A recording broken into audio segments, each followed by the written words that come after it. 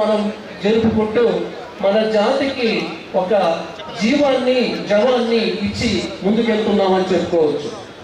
మన భారతదేశంలో వ్యవసాయ రంగం తర్వాత అతి పెద్ద రంగం మన చేనేత రంగం. అత్యధిక జనాభాకు ఉపాధి కల్పిస్తున్న రంగం కూడా ఇదే.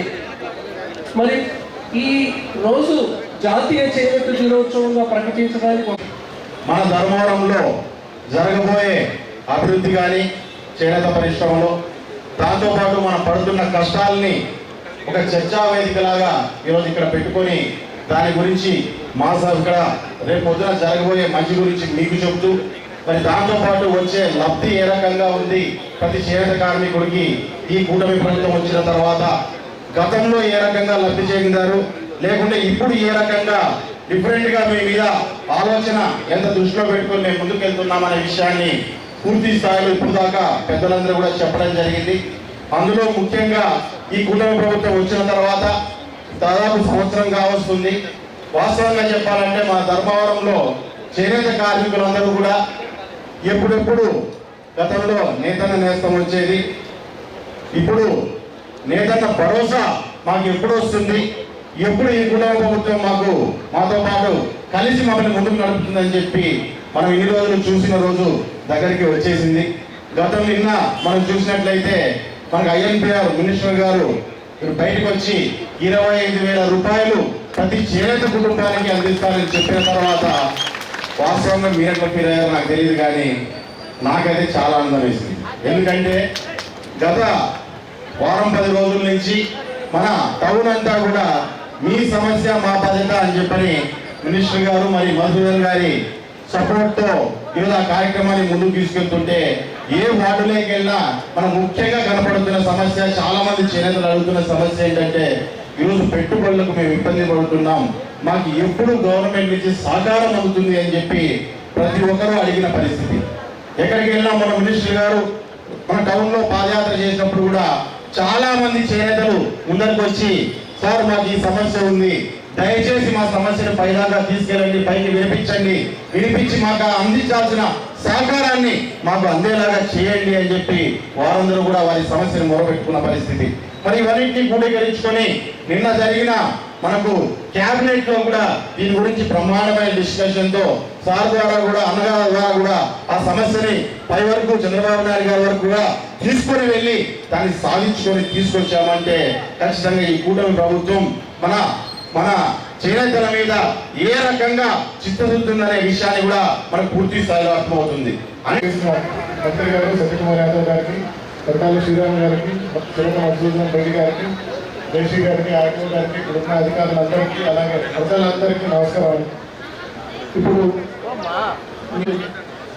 ఆల్రెడీ ప్రభుత్వం నుంచి ఏం చేస్తున్నాము, ప్రభుత్వం నుంచి ఏం చేయగలగాము, వాళ్ళు ఏం చేయబోతున్నాము అని కూడా చెప్పడం జరిగింది. కాబట్టి ప్రతి చేనేతకు నేను చెప్పేది ఏంటంటే మార్పు అనేది మన చేతిలో లేనిది. ప్రతి ఒక్కరు కూడా మీకు చేనేత స్టార్ట్ అయినప్పుడు కూడా మీకు మార్కెటింగ్ ఎలా ఉండేది, ఎవరైనా వచ్చేవాళ్ళు తీసుకెళ్ళేవాడు, లేకపోతే మీరు హోల్సేల్ ఒక మార్కెట్కి వెళ్ళి అమ్మేవాడు. ఇప్పుడు మారిన ఒక ప్రపంచంలో మార్కెట్ ఒక ఆర్థికతలో ఆన్లైన్లో కూడా మీకు సేల్ ఉంటుంది. ఆన్లైన్లో ఆదాయం అనేది పెంచుకోవాల్సిన ఆలోచించుకొని నెక్స్ట్ జనరేషన్ ముందుకు వెళ్ళాలని చెప్తూ, అంతేకాకుండా మీ అందరికీ ఒక విషయం అంటే మీకు ఓడిఓపి అంటే 1 డిస్ట్రిక్ట్ 1 ప్రోడక్ట్ అంటే సత్యసాయి జిల్లాలో 1 డిస్ట్రిక్ట్ 1 ప్రోడక్ట్కి జాతీయ స్థాయిలో ధర్మవరం చీరలకి ఒక అవార్డు అనేది రావడం జరిగింది. ప్రతి ఒక్క చేనేతకి ఒక ఓడిఓపి అవార్డు అనేది జాతీయ స్థాయిలో ఇచ్చిన అవార్డు మీ అందరికీ చేరుతుందని చెబుతూ సెలవు తీసుకున్నారు. Thank you. సత్యసాయి జిల్లా కలెక్టర్ శ్రీ కేతన్ గారు, యువ నాయకులు సోదరులు శ్రీ కొరటాల శ్రీరామ్ గారు, మిత్రులు శ్రీ చిరక మధుసూదన్ రెడ్డి గారు, ఆర్డీఓ మహేష్ గారు, మున్సిపల్ కమిషనర్ ప్రమోద్ గారు,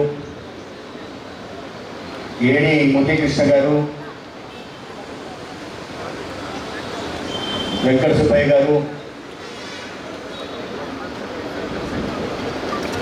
సందర్భంగా కేవలం ధర్మవరంలో ఉంటున్న చేనేత సోదరులకు మాత్రమే కాకుండా 2 తెలుగు రాష్ట్రాల్లో అదేవిధంగా దేశవ్యాప్తంగా ఎంతో ఘనమైన వారసత్వ సంపదగా మనకు అందించబడిన హస్తకళలకి ఒక ప్రభావాన్ని తెచ్చి యువానికి వాటిని జీవనాధారంగా చేసుకుని అటువంటి అద్భుతమైన కళ అంతరించిపోకుండా వర్తమాన తరాలకి భావి తరాలకి అందిస్తున్న చేనేత సోదరులందరికీ కూడా చేతులెత్తి హృదయపూర్వకంగా నమస్కరిస్తున్నాను. అందరికీ శుభాకాంక్షలు కూడా తెలియజేస్తున్నాను. ఏదైనా ఒక మంచి పని జరిగినప్పుడు ప్రకృతి కూడా పులకరిస్తుంది. అడిగితే కానీ వరాలు ఇవని ప్రభుత్వాలు మనం చూస్తూ వచ్చాం. అటువంటిది అడగకుండానే ఇవాళ వరాలు ఇచ్చే ప్రభుత్వం ఆంధ్రప్రదేశ్లో కూటమి ప్రభుత్వం ఉంది. ప్రకృతి పులకరించింది ఎందుకన్నానంటే వాతావరణం ఆహ్లాదకరంగా మారింది. ఉదయం నుంచి చూస్తున్నా వర్షం వచ్చే సూచనలు ఉన్నాయి, వర్షం వచ్చే సూచనలు ఉన్నాయని. ఇక్కడికి వస్తే ప్రకృతి ఆహ్లాదకరంగా ఉంది. వర్షం వచ్చే సూచన కనిపిస్తున్నా వర్షం రావట్లేదు. ఎందుకంటే ఈ సమావేశం చివరి వక్త మాట్లాడేదాకా వర్షం కూడా ఆగాలనుకుంది. ఎందుకంటే మన చేనేత దినోత్సవాన్ని ప్రకృతి కూడా పులకరిస్తూ ఇవాళ జరుపుకుంటా ఉందని నాకు అనిపిస్తాను. సంవత్సరం అయింది కుటుంబ ప్రభుత్వం వచ్చి. ఆ పథకాలు నేను చెప్పదచ్చలేదు. ప్రతి పథకము ఇవాళ మనకు అందుతూ ఉంది. పెన్షన్లు వచ్చాయి, 10,000 కోట్లు అదనంగా వచ్చాయి. దీపం పథకం వచ్చింది. అక్క చెల్లెలకి ఇంట్లో ఒక సిలిండర్లు ఉచితంగా 2-3 సిలిండర్లు ఉచితంగా రావడం మొదలైంది. అన్న క్యాంటీన్లు వచ్చాయి. కడుపు నిండా మంచి భోజనం అందుబాటులోకి వచ్చింది. ఇంట్లో 1-2-3 పిల్లలు ఎంతమంది ఉంటే అంతమందికి 15,000 చొప్పున తల్లికి వందనం కార్యక్రమం వచ్చేసింది. వ్యవసాయ ఆధారిత దేశం రాష్ట్రం మన జిల్లా కూడా. వాటిని దృష్టిలో పెట్టుకొని అన్నదాత సుఖీభావ కింద 20,000 రూపాయలు వచ్చేసాయి. ఇవన్నీ కాక మహిళలకి ఉచిత బస్సు వచ్చింది. పుట్టింటికి వెళ్ళి అమ్మని చూసి రావచ్చు, ఇంకో ఊరికి వెళ్ళి చెల్లిని తీసుకొని రావచ్చు. అవసరమైతే తోడికోళ్ళతో కొట్టాడాలంటే బస్సులో ఉచితంగా పోయి తోడికోళ్ళతో కొట్టాడి రావచ్చు. అప్పుడప్పుడు వెళ్ళి ఉచితంగా బస్సు ఉన్న రోజు బొమ్మంటే ఎలాగో పోరు కాబట్టి అప్పుడప్పుడు వెళ్ళి అత్తను కూడా చూసుకొని రావచ్చు. ఇన్ని రకాల వరాలు ఇచ్చిన కూటమి ప్రభుత్వం చంద్రబాబు నాయుడు గారు, పవన్ కళ్యాణ్ గారు ఇవాళ కొత్త వరం కూడా చేనేతలకి. వ్యవసాయం తర్వాత ఎక్కువ మంది ఆధారపడిన రంగం ఏంటంటే చేనేత రంగం కాబట్టి వారిని ఆదుకోవడం కోసం నిన్న వరాలు కురిపించేశారు క్యాబినెట్లో. ఒక 20 రోజుల క్రితం పోయిన నెల నేను శ్రీరామ్ గారు, మధు గారు వెళ్ళినప్పుడు పెన్షన్ వస్తున్నాయి, పిల్లలకి తల్లికి వందనం వస్తున్నాయి, దీపం వస్తున్నాయి, అన్నీ వస్తున్నాయి. చివరిలో మరి 200 సబ్సిడీ, తర్వాత 24 మగ్గం వేతనాలు అని అడగడం మొదలుపెట్టారు. మేమన్నాం, అమ్మ ఇన్ని వస్తున్నాయి కదా, సంవత్సరంలో ఎవరన్నా ఎప్పుడన్నా చేశారా? గతంలో మీకు గుర్తుంది, 2,000 నుంచి పెన్షన్ 3,000 పోవాలనేసరికి 5 సంవత్సరాలకి తిరిగిపోయింది. మేము 1 సంవత్సరంలో అన్నీ ఇచ్చేస్తున్నాం కదా. అయినా ముఖ్యమంత్రి గారు చాలా సానుకూలంగా ఉన్నారు. ఇది ఇంకో 3 నెలల నుంచి 6 నెలలు పట్టచ్చు, అర్థం చేసుకోండి అంటే అందరూ కూడా రాష్ట్రంలో ఉన్న ఆర్థిక పరిస్థితి దృష్ట్యా చేనేత మగ్గాలకి 200 యూనిట్ల సబ్సిడీగా, పవర్లూమ్ కుటుంబాలకి 500 సబ్సిడీగా, ఇప్పుడే ఎంత మొత్తం మిగులవుతుందో సోదరుడు శ్రీరామ్ గారు చెప్పారు. ఇచ్చే ప్రయత్నం చేసింది. ఇవన్నీ కాకుండా గతంలో చంద్రబాబు నాయుడు గారి నాయకత్వంలో NDA 1 ప్రభుత్వం ఉన్నప్పుడు ఏదైతే 24,000 రూపాయలు అంతా అందిందో దాని తర్వాత ప్రభుత్వం కొనసాగించింది. కానీ నిజమైన లబ్ధిదారులకు ఇవ్వకుండా ఈ ధర్మవరంలో ఎవరు చేనేతలు, ఎవరు అర్హులు, ఎవరికి నిజంగా అర్హత ఉంది, ఎవరు ఇతర రాజకీయ పార్టీలకు సంబంధించిన వాళ్ళు వీళ్ళిద్దరికి మొత్తం చిట్టా తెలుసు. గతంలో 24,000లో పోతున్న వాళ్ళలో చాలా మంది నిజమైన అర్హత కలిగిన వాళ్ళు చేనేతలు కాదు, రకరకాల వాళ్ళకి పోయేది, ఎవరు కొనుక్కోపోయేది. సరే, ఇప్పుడు అట్లా కాకుండా అర్హత కలిగిన ప్రతి చేనేతకి 25,000 రూపాయలు సాలీనా ఇవ్వడం జరుగుతుంది. నిన్న మరీ ముఖ్యమంత్రి గారు 25,000 గతంలో మనం 24,000 ఇచ్చాం, తర్వాత ప్రభుత్వం అదే కొనసాగించింది. అవకాశం ఉంటే 30,000 ఇవ్వాలని చెప్పి నేను క్యాబినెట్ లో మాట్లాడితే ఆ ఫైనాన్స్ సంబంధించిన అధికారులు లేచి, సార్ ఇవాళ ఉన్న పరిస్థితుల్లో ఇన్ని పథకాలు చేపడుతున్నాం, దేశంలో ఎక్కడ కూడా ఇంత పెద్ద ఎత్తున సంక్షేమ పథకాలు చేపడుతున్న రాష్ట్రం ఇంకొకటి లేదు, అది కేవలం కూటమి ఆధ్వర్యంలో నడుస్తున్న ఆంధ్రప్రదేశ్ ప్రభుత్వం మాత్రమే, రాష్ట్రం మాత్రమే. కాబట్టి ఈ ఆర్థిక పరిస్థితుల దృష్ట్యా దాన్ని మీరు ఇప్పుడే వద్దు 25,000 రూపాయలకు లేదు 24,000 చేద్దామని అంటే అట్లా కాదు, కనీసం 1,000 అయినా పెంచాల్సిందే. ఏం చేస్తారో తెలియదు. ఎన్ని ఇబ్బందులు ఉన్నా సరే చేనేతలు చాలా కఠిన పరిస్థితుల్లో దుర్భర జీవితాన్ని గడుపుతున్నారు. అంతో ఇంతో ఈ ప్రభుత్వం నుంచి నేను వారి సాయం చేయాలి, నేను పవన్ కళ్యాణ్ గారు అది మాట ఇచ్చున్నామని చెప్పి 25,000 రూపాయలు పెంచడం జరిగింది. 190 కోట్ల రాష్ట్రం మీద అదనపు భారం పడుతుంది. చేనేత మగ్గాలకు ఇస్తున్న 200 యూనిట్ల సబ్సిడీ కారణంగా 149 కోట్లు అయితే పవర్ లూమ్ కుటుంబాలకు ఇస్తున్న సబ్సిడీ 41 కోట్లు, మొత్తం కలిసి 190 కోట్లు ఇవాళ అదనపు భారం పడుతున్నా కూడా రాష్ట్రంలో ఉంటున్న 1,27,000 కుటుంబాలు ఏదైతే చేనేత ఆధారంగా జీవిస్తున్నాయో వారికి అందరికీ ఎంతో ఇంతో సహకారంగా నిలబడాలనే ఒక ప్రభుత్వ లక్ష్యంగా చేసుకుని ఇవాళ ఆ 25 ఈ పథకాలు ఇవ్వడం అయిపోయిందా? కాదు. మళ్ళా ఇవాళ జిఎస్టీ 5% చేనేతల మీద ఉంది కాబట్టి ఆ 5% జిఎస్టీని మళ్ళీ రాష్ట్ర ప్రభుత్వమే భరించి చేనేతలకి 1% కూడా జిఎస్టీ లేకుండా తద్వారా ఆర్థిక లాభం జరిగేలాగా కూడా నిర్ణయం చేస్తుంది. చేనేతలకు పొదుపు గురించి చెప్పాల్సిన బాధ్యత ఉంది కాబట్టి ప్రభుత్వం ఇవాళ 8% చేనేతలు పొదుపు చేసుకుంటే రాష్ట్ర ప్రభుత్వం 16% ఇచ్చి దాని తర్వాత మళ్ళీ ఆ డబ్బుని మొత్తం చేనేతలకి అందించే ప్రయత్నం చేస్తూ ఉంది. ఇటువంటి మామూలుగా అయితే సంఖ్య చాలా తక్కువ కదా, ఏముంది తర్వాత చేద్దాంలే, ఎందుకంటే రాజకీయ నాయకులు రాజకీయ పార్టీలు ఓట్ల కోసమే చూసుకుంటుంటాయి.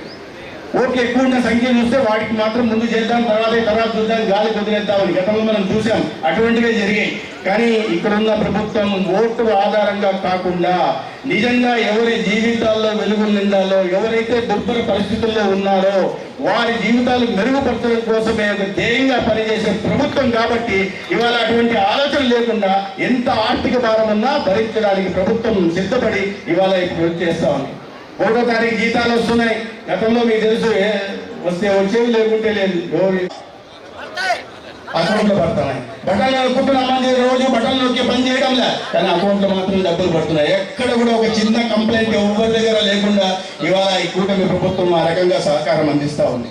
మిత్రులారా, మీకు తరతరాలుగా ఈ దేశం భారతదేశంలో ఇటువంటి వారసత్వ సంపద ప్రపంచ దేశాల్లో ఎక్కడే లేదు. చేనేతలు అనేది స్వాతంత్రం ముందు వలసవాదులు ఉన్నప్పుడు ఎప్పుడూ ఉండేది, కానీ చేనేతలు ఈ దేశంలో చాలా ముఖ్య భాగం అనే విషయాన్ని గుర్తించారు. అంతవరకు ఎవరు ఎందుకు ఆలోచించలేదో నాకు చూస్తుంటే చేనేతలు మనకు తెలుసు. మన వాళ్ళు అగ్గిపెట్టలో చీరలు నేసి పంపేవాళ్ళు.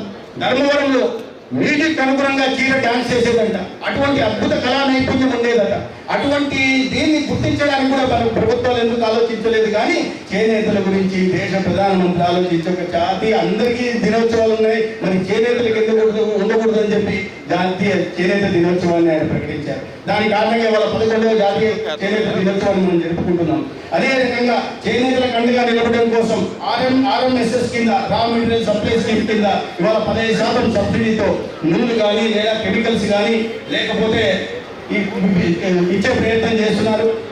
దీని కింద మన రాష్ట్రంలో గత ఆర్థిక సంవత్సరంలో 164 కోట్లు రాయితీ కింద ఇస్తే దాంట్లో 25 కోట్లు రాయితీ రాష్ట్ర ప్రభుత్వం భరించి వీటిని సరఫరా చేసింది.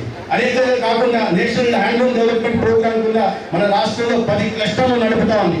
ప్రతి క్లస్టర్ నడుపుతాం కానీ చిన్న స్థాయిలో నడుపుతుంది. ఇవాళ ఈ కూటమి ప్రభుత్వం ఏర్పడిన తర్వాత మీ సత్యకుమారి అసెంబ్లీ నుంచి మీ ఆశీర్వాదంతో ఎమ్మెల్యేగా గెలిచిన తర్వాత ఎన్హెచ్డిపి కింద మన రాష్ట్రానికి మన ధర్మవరానికి మెగా హ్యాండ్లూమ్ క్లస్టర్ కూడా 40 కోట్ల రూపాయలతో మంజూరైంది. దాని ద్వారా 22,000 మందికి ఇవాళ ఉపాధి అవకాశాలు కలుగుతున్నాయి. అది మాత్రం